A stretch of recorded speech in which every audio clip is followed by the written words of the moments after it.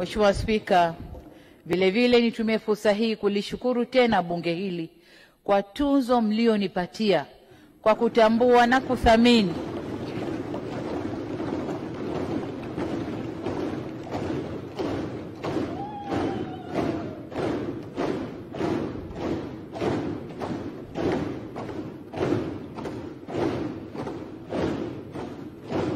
na washukuru waheshimiwa wabunge kwa kutambua na kuthamini mchango wangu katika maendeleo na ustawi wa nchi yetu. Ila kama nilivyosema siku nikipokea tunzo hiyo, mafanikio haya yaliyopatikana yanatokana na mchango mkubwa wa bunge, viongozi wenzangu serikalini, pamoja na Watanzania wote. Kwa hiyo tunzo ile ni yetu sote. Nawashukuru sana kwa ushirikiano wenu.